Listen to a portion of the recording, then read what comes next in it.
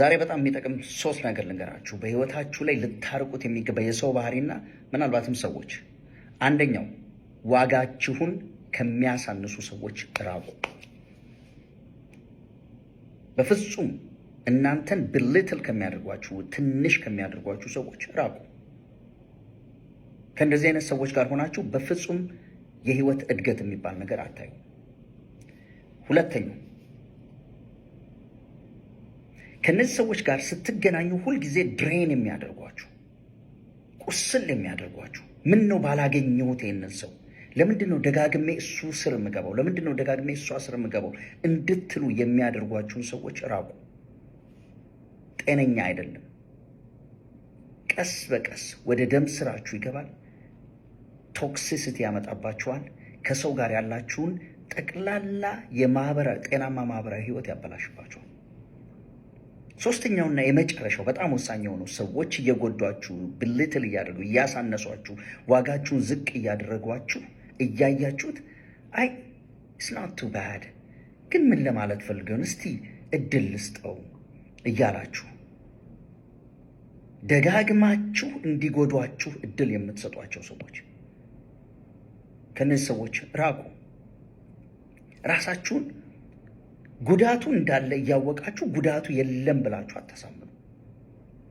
ይሴ እነሱ ለእናንተ ፈርስት ትራይ ካልሰጧችሁ እናንተ ለነሱ ሰከንድ ቻንስ አትስጡ።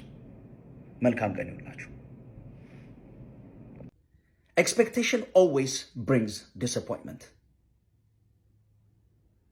የሰው ልጅ በእድሜ ዘመኑ በሙሉ የማይማረው አንድ ትልቅ ስህተት ምንድን ነው ብላችሁ ከጠየቃችሁኝ ከሰው ኤክስፔክት ማድረግ ነው። ይሲ ኤክስፔክት ስታደርጉ ምንድን ነው እያላችሁ ያላችሁት? እናንተ ኮንትሮል ላይ የሌለውን ሌሎች ሰዎች እጅ ላይ ኮንትሮል ላይ ያለውን ነገር የሚታይ ሊሆን ይችላል፣ የማይታይ ገንዘብ፣ ሀብት፣ ንብረት ሊሆን ይችላል፣ ወይም ፍቅር ወይም አቴንሽን ሊሆን ይችላል። ካልሰጣችሁኝ እያላችሁ እየተከራከራችሁ ነው ማለት ነው። ገሷት እነዚህ ሰዎች እኮ አይሰጧችሁ። በተለይ እንደምትፈልጉት ካወቁ ደግሞ አይሰጧችሁም። ይሲ ኤክስፔክቴሽን ማለት ሪያሊስቲክ በሆነውና አንሪያሊስቲክ በሆነው ህይወት መካከል እየዋዠቁ መኖር ነው። ስለዚህ እውነታ በሆነውና እውነታ ባልሆነው ነገር ላይ እየዋዠቅን ስንኖር በመሃል አንድ ትልቅ ጋፕ አለ። ያንን ጋፕ ምን የሚኖረው ይመስላችኋል? ዲስአፖይንትመንት። ስለዚህ በሰላም በህይወታችሁ መኖር የምትፈልጉ ከሆነ እነዚህን 2 ነገሮች አድርጉ። አንደኛው ሎወር ዩር ኤክስፔክቴሽን። ሰዎች ለእናንተ የሚሰጧችሁ የሚታይ ወይም የማይታይ ንብረት ቢሆን፣ ገንዘብ ቢሆን፣ ሀብት ቢሆን፣ ወይም ደግሞ ፍቅር ቢሆን፣ ወይ የማይታየውን አቴንሽን ቢሆን የሚሰጧችሁ ስለፈለጉ ነው እንጂ እናንተ ከነሱ ሃየር ኤክስፔክቴሽን ስላላችሁ አይደለም። ስለዚህ ከመጠን በላይ ያንን ነገር ከነሱ ኤክስፔክት እያደረጋችሁ የምትኖሩ ከሆነ እነዚህ ሰዎች ባይሰጧችሁ ከባድ የሆነ ዲስአፖይንትመንት ውስጥ ትገባላችሁ። ሁለተኛው ነገር ከመጠን በላይ አትጣበቁ። በንግዱ ሊሆን ይችላል፣ በወዳጅነት ሊሆን ይችላል፣ በጓደኝነት ሊሆን ይችላል፣ በምንም አይነት ጉዳይ ላይ ከመጠን በላይ አትጣበቁ። ምክንያቱም በጣም ከልክ በላይ ስትጣበቁ እጅግ ከፍ ያለ ኤክስፔክቴሽን በውስጣችሁ ያድራል። ያ ሰው እናንተ ሳትናገሩ እንኳን የልባችሁን ተረድቶ እንዲያደርግላችሁ ትመኛላችሁ። ገሷት እነዚህ ሰዎች ያንን ነገር አያደርጉት። ዲታችድ መደራረግን ልመዱ። ለቀቅ ማለትን፣ የራሳችሁን ክልል ይዛችሁ ሰውየውም የራሱን ክልል ይዞ እንዲኖር እንደዚህ አይነቱን የህይወት ፕሪንሲፕል አስገብታችሁ በህይወታችሁ ላይ ለመኖር ሞክሩ። አንድ ነገር አስተውሉ። እችን ነገር በደንብ አስተውሉ። ሰዎች የማይሰጧችሁን ነገር እንዲሰጧችሁ ኤክስፔክት የምታደርጉ ከሆነ ከዛ ሰው ጋር ለመጣላት ወይም ደግሞ ያንን ሰው ከህይወታችሁ ላይ ለማራቅ ስምምነት እየፈረማችሁ ነው ማለት ነው። ምክንያቱም እነዚህ ሰዎች በፍጹም ያንን ነገር አይሰጧችሁም። ስለዚህ 2ቱን ነገር እንዳትረሱ። ሎወር ዩር ኤክስፔክቴሽን፣ ከመጠን በላይ ደግሞ አትጣበቁ። መልካም ቀን ይሆንላችሁ። የራሳችሁ የሆነ ንብረት እናንተ በፈለጋችሁት መንገድ መጠቀም፣ የፈለጋችሁት ቦታ ላይ ማድረግ፣ በፈለጋችሁት መልኩ ማስቀመጥ እየፈለጋችሁ፣ ነገር ግን ያንን ብታደርጉ በዙሪያችሁ ያሉ ሰዎች የሚናደዱባችሁ፣ የሚበሳጩባችሁ መስሎ የሚሰማችሁ ከሆነ ከዚህ የተነሳ ደግሞ ውስጣችሁ ያለመረጋጋት፣ እንደገና ደግሞ ይሄንን ባደርግ እኮ ከሌ እናደድብኛል እያላችሁ የሚሰማችሁ ከሆነ አንድ ሚስጥር ልንገራችሁ። ምናልባት በዙሪያችሁ ያሉ ሰዎች ማሊግነንት ናርሲሲዝም የሚባል ተጠቂዎች ሊሆኑ ይችላሉ። ከዚህ የተነሳ ውስጣችሁ ሁልጊዜ በፍርሃት ነው የሚኖረው። እነዚህን 7 ምልክቶች ስትመለከቱ እነዛ ሰዎች በዙሪያችሁ ጫና እየፈጠሩባችሁ እንዳሉ ማወቅ ትችላላችሁ። አንደኛው የእናንተ የሆነ ንብረት፣ የእናንተ የሆነ ዕቃ የሆነ ቦታ ላይ ያስቀመጣችሁት ቦታ ላይ እንዳታገኙት የሚያደርጓችሁ ከሆነና ከዚህ የተነሳ ሁልጊዜ ዕቃ እየፈለጋችሁ እንድትበሳጩ የሚያደርጓችሁ ከሆነ። ሁለተኛው ለእናንተ ሴንቲሜንታል ቫልዩ ያለው ወይም ደግሞ የሆነ ቦታ ላይ ሄዳችሁ የገዛችሁትን ዕቃ የሆነ ሰው የሰጣችሁን ስጦታ አንስተው ውድ ነው የምትሉትን ነገር ቆሻሻ ነው ብለው እያወጡ የሚጥሉባችሁ ከሆነ። ሶስተኛው ድሮ ባሳለፋችሁት ህይወት ላይ ወይ ከሆነ ሰው ጋር ለረጅም ዕድሜ ቆይታችሁ ያካበታችሁትን ትዝታ የሚያስታውሳችሁን ነገር ሆን ብለው ታርጌት እያደረጉ የሚደብቁባችሁ ከሆነ።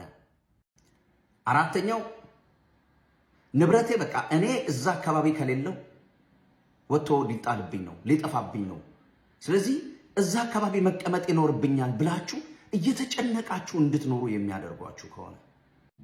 አምስተኛው ከባሎቻችሁ ጋር ሊሆን ይችላል፣ ከሚስቶቻችሁ ከልጆቻችሁ ጋር ሊሆን ይችላል፣ ከጓደኞቻችሁ ጋር ሊሆን ይችላል።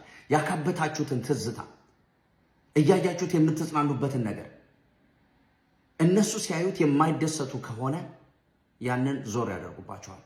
ስድስተኛ ምናልባት የሞቱ ቤተሰቦቻችሁን ወዳጆቻችሁን የምታስታውሱበት ንብረት ካለ መኪና ሊሆን ይችላል፣ ቤት ሊሆን ይችላል፣ ወይም ማንኛውንም ነገር ላድስልህ ላስተካክልልሽ ምናምን በሚል ያንን አካባቢ ሲቀያይሩባችሁና የዛን ሰው ትዝታ ከውስጣችሁ ሲያጠፉባችሁ።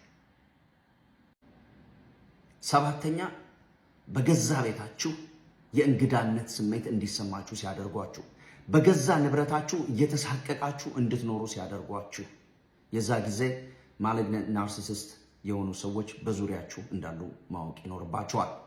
ለምንድን ነው ይህንን የሚያደርጉት ካላችሁ፣ መልሱ እናንተን ኮንትሮል ለማድረግ ነው፣ በቁጥጥራቸው ስር ለማስገባት ነው። ይህንን ለማድረግ ደግሞ ይህንን እናንተን ኮንትሮል ለማድረግ የሚጠቀሙበት መንገድ ደግሞ ምንድን ነው ካላችሁኝ፣ የእናንተን አይምሮ ልክ እንደዛ እነሱ በሚፈልጉት መልኩ እንዲያስብ ትሬን ያደርጉባቸዋል በግድ።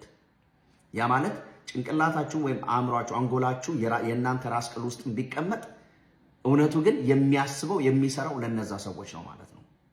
የዚህ ጊዜ ሙሉ ለሙሉ ተቆጣጥረዋቸዋል። መፍትሄው ምንድን ነው ካላችሁ፣ መፍትሄው ጮክ ባለ ድምፅ ይሄ ዕቃ ለእኔ ሴንቲሜንታል ቫሊው አለው፣ ይሄ ነገር ብዙ ትዝታ አለው፣ ሲነሳብኝ ካስቀመጥኩት ቦታ ላይ ዞር ሲልብኝ፣ ሲደበቅብኝ፣ ሲጣልብኝ አልወድም፣ እረፉ ብሎ ጮክ ብሎ በመናገር ማሳወቅ የእናንተን ባውንደሪ እንዲከበር ማድረግ የመጀመሪያውና ወሳኝ የሆነው እርምጃ ነው። መልካም ቀን ይሁንላችሁ። በህይወታችሁ ላይ የሆነ ነገር ሞክራችሁ ሳይሳካላችሁ ሲቀር ከሚፈጥርባችሁ ስሜታዊ ወይም ደግሞ ስነ ልቦናዊ ጉዳት በላይ በጣም ትልቁ ጉዳት ምንድነው ካላችሁ፣ በዙሪያችሁ ያሉ ሰዎች አላልኩህም፣ አልነገርኩሽም እያልኩህ እየነገርኩህ ብለው ሲከሷችሁ ነው። እሱ ነው ትልቁ ስሜታዊ ጉዳት። እነዚህ ሰዎች ስራቸው ኔጌቲቭ የሆኑ ነገሮችን በሙሉ እያመጡ እናንተ ላይ መተንበይ ነው። ጉዳዩ ምንድነው? በህይወት ጎዳና ላይ መቼም በጣም ብዙ የሚሳኩ ነገሮች አሉ፣ ብዙ ደግሞ የማይሳኩ ነገሮች አሉ። የእነዚህ ሰዎች ስራ የማይሳኩ ነገሮችን 10-20 ነገር እንዲህ ብታረግ እንዲሆንብሃል፣ እንዲህ ብታረግ እንዲሆንብሻል እያሉ በእናንተ ላይ ይተነብዩባቸዋል። ያ ሰልፍ ፉልፊሊንግ ፕሮፌሲ የሚባለው ወይም ደግሞ ራሱን በራሱ እንዲያሳካ ወይም እንዲያስፈጽም ታስቦ የተነገረ ትንበያ ማለት ነው። ስለዚህ እነዚህ ሰዎች ያንን ነገር በእናንተ ህይወት ላይ ሲናገሩ ምናልባት ከዛ ከተናገሩት 10-20 ነገር ውስጥ አንዷ ነገር ካልሆነች ወይም ደግሞ በዛ እንደው በትክክልም ቃል በቃልም ባይሆን ተመሳሳይ የሆነ ነገር ካልሆነ ወዲያውኑ ይመጡና እነዚህ ሰዎች ይሄው እየነገርኩህ እኔን እኮ አልሰማ ብለህ ነው፣ እኔን እኮ አልሰማ ብለሽ ነው ይሏቸዋል። ከዚህ በስተጀርባ ያለው ሳይኮሎጂ ምን መሰላችሁ? እናንተን ኮንትሮል ለማድረግ ነው። እነዚህ ሰዎች እናንተን በህሊናቸው እስር ቤት ውስጥ ሊያስቀምጧችሁ ሲፈልጉ የሚያደርጉት ነገር ምንድነው? የማትሳኩበትን ነገር በሙሉ እያነሱ ይተነብዩና ልክ አንዷ ነገር ስትመጣ ያን ነገር ይሄው እየነገርኩ ይሏቸዋል። የዚህ ጊዜ ምን ብላችሁ ማሰብ ትጀምራላችሁ? ምንም ነገር ከማድረጋችሁ በፊት ይሄው ባለፈው እኮ ነግራኝ እንደዚህ ሆንኩኝ፣ ባለፈው እኮ ተው እያለኝ እንደዚህ ሆንኩኝ የሚል ነገር ስለሚመጣባችሁ ምንም ነገር ከማድረግ ትፈራላችሁ፣ ትቆጠባላችሁ፣ ራሳችሁን መግታት ትጀምራላችሁ። ኢሚዲየትሊ በእነዚህ ሰዎች የስነ ልቦና እስር ቤት ውስጥ ትቀመጣላችሁ። አንድ ነገር ነገራችሁ። ይሄ ሳይኮሎጂ ፓተርናሊዝም ይባላል። ፓተርናሊዝም ማለት ምን ማለት ነው? ሰዎቹ እናንተን አልፋችሁ እንዳትሄዱ፣ ልቃችሁ እንዳትሄዱ፣ ትልቅ ደረጃ ላይ እንዳትደርሱ ሲፈሩ ወይም ደግሞ ምቀኝነት ሲገባባቸው ኢሚዲየትሊ የሚያደርጉት ምንድን ነው? እናንተ በነሱ ልክ ተቀዳችሁ እንድትሰፉ ያደርጓቸዋል። ምናልባትም ደግሞ ከነሱ በታች እንድትሆኑ እንጂ በፍጹም እንድትበልጧቸው አይፈልጉም። ስለዚህ ፓተርናሊዝም ማለት ምን ማለት ነው?